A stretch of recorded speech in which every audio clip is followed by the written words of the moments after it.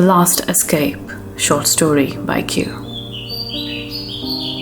I was in the bedroom of a kidnapper.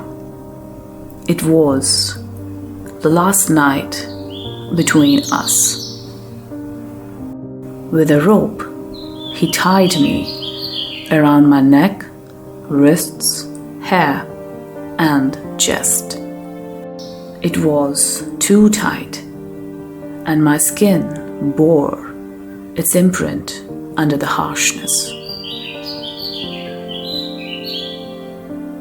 Due to the long length of time, the bondage didn't hurt. There was silence between us as the man started his ritual. The room fell numb. If it was cold, it grew colder. The light appeared to disappear. The walls seemed to move under the scent of a painful memory.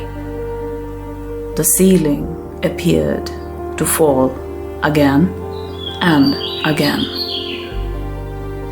The room seemed to shift in its soul from kindness to cruelty and back again.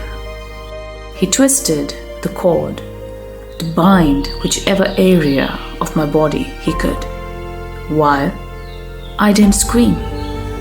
It was the last night between us, and I couldn't scream anymore. He noticed I was not cowering in pain. I didn't even let out a sound of agony. I was hurt. The wounds and bruises over my body showed it, but I was not expressing it with a look of terror.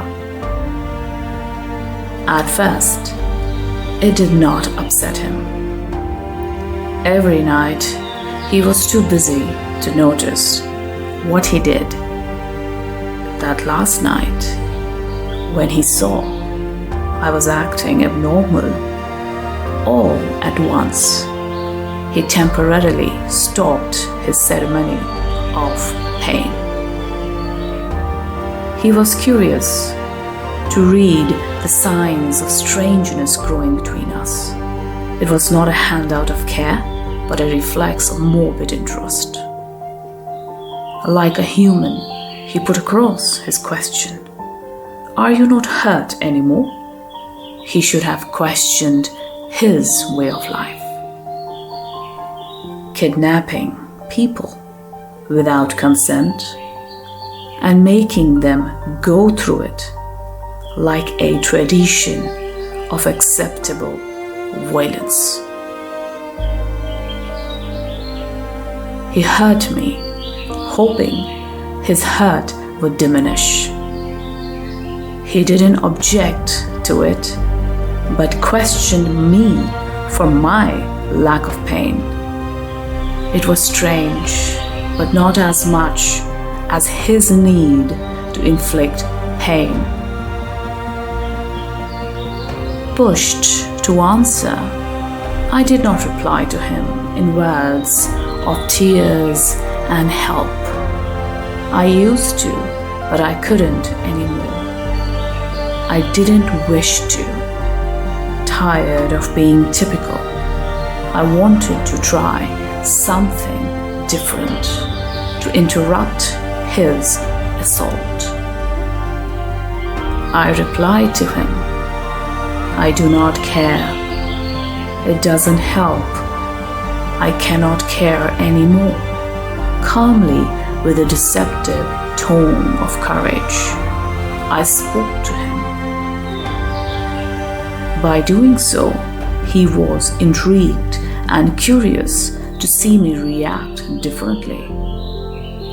Disoriented by the blunt reply I gave him, he felt stimulated to talk to me. The glow of a firefly in his eyes breathed hope into mine. It assured me that I might escape, with my life and dreams intact. Though I was fidgety with exhaustion, almost drowning in it, I kept floating. As he grew enchanted by me, I tamed my emotions of despair and pain. I hoped he would change. Frustrated to see me sober, he pulled the ropes tighter than before. He went mad and shouted at me to question my lack of pain. Why are you not crying as I bruise you? I reasoned the reasons, and that changed me into a different victim. After every reason I gave, he seemed to wrestle with the notion. Was I a freak, or was I turning into him emotionless? He knew if he didn't find the answer, the mystery would haunt him forever. Doubting the books and theses of his work, he paced his eyes into mine to decipher the absurdity of my reaction. With the patience of fire in the forest wind, he tried to listen to my words. It was the last night between us, and I wanted to escape. I thought he would change. I tried to talk to him while my heart, liver, and kidneys polluted themselves with shame and fatigue. I replied again, "It does not hurt anymore. It used to, but now I do not care." Not happy with my answers, he paused to think. All the while, I remained fixed on my spot to talk to a person who wished a world of harm to be in my existence. He had telltale marks of abuse in his mind, and as he could not fix them, he wanted my pain to help him. Unnaturally, I couldn't scream for him, not anymore. Since the first time we met, I had been screaming for help, which worsened his need to want my tearful sighs again and again. Seeing the futility of sounds, I had to maintain the appearance of my calm so he could change. That last night, I remained silent. I was wrong to think he could change. There was always a bleak emptiness between us. If I said something, he would take it as an affront, and if I remained silent, he took it as an offense against his house. I was a walking soul, while he was a friendly possessor who tied me to pleasure himself. It was the last night between us, and I decided to make a last effort. I tried to. I asked him to cut me again, like the first night between us. Cut me. Taken aback, he felt I was playing him. I assured him it was only to reawaken the pain of the first time when he cut me and blood came out. Fascinated by the prospect of an experiment and a deep murderous study, he agreed to cut me a little. I clenched my teeth and burst open my legs in anticipation of the pain. He cut me, which went deeper than I had thought. I was conscious during it, so I felt it harder. He did it countless times, while I hoped at the end of it he might be charmed to change. I bore it with dignity for as long as he had the strength to do it. After every incision he made, I showed him I was in it with him. I tried to prove to him I was aroused the way he was. I felt it the way he did. In the bedroom, I wanted him to cut me. I tried to show I wanted him so that he could change. I tried so I could escape the dreary corners of isolated violence. I had to react fast and sharply. I had to act. I moved the movements of my body to show it to him. On the last night between us, I tried. I thought he could change. Seeing me endure his cruelty, he got up and stood beside the bed. He pushed me onto the floor and made me sit on my knees. Seeing him twist and turn, I thought he wanted to do it again, cut me again. You are not good at this anymore. Take this. He didn't cut me again. He did something else. He filled me like every night while my throat choked. I thought he could change. I swallowed what he offered.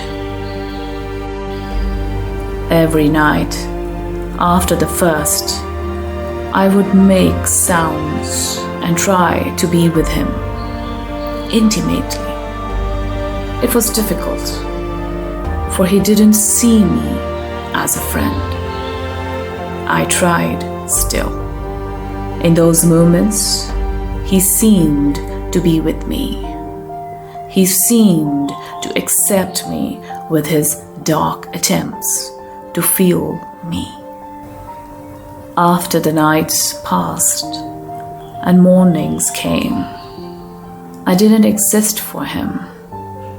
I stopped to exist during the day until the bedroom of the night returned. He wouldn't look at me. I was a forgotten presence during the day, while at night he wouldn't leave me alone. I was used to it, but on the last night between us, I didn't wish to anymore. The ache of my escape was starting to get bolder. That last night, when I sat on my knees, I made no sounds. Angry at my aberrant behavior, he raised the intent of his voice. Not enough, is it? Try this. He took the rope out of the nightstand.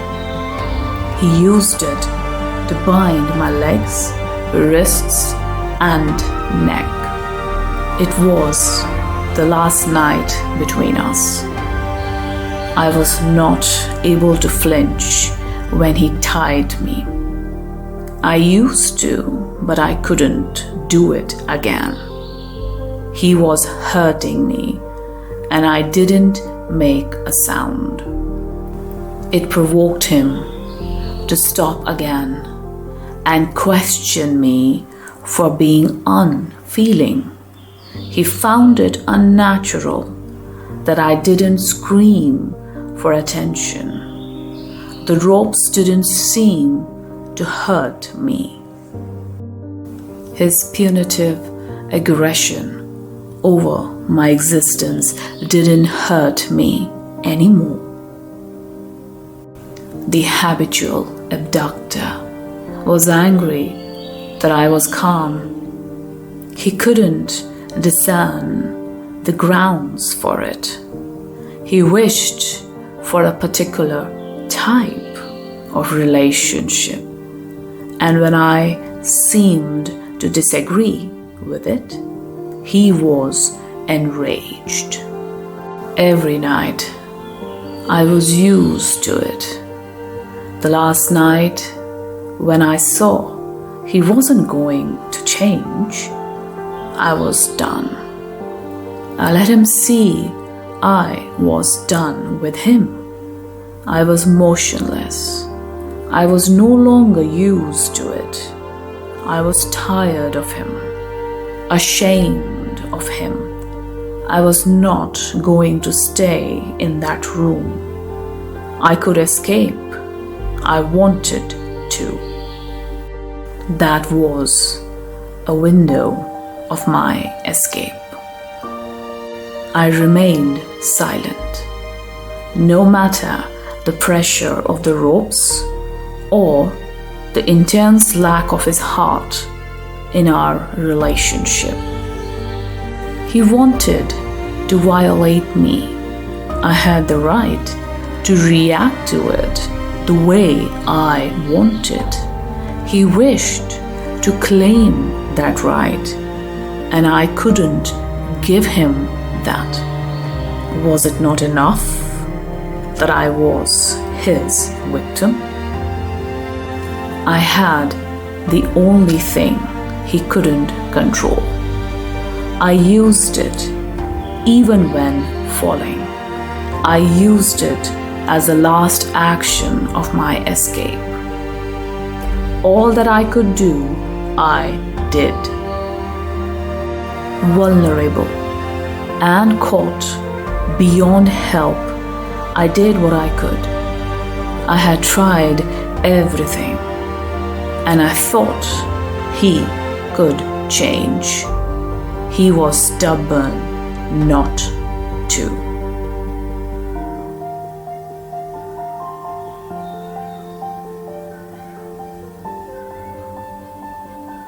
The last night between us, he was restless with murder.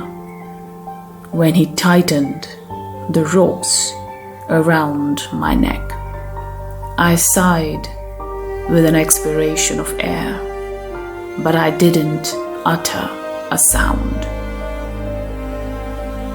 In silence, I left the room and never returned. It was my last act of escape.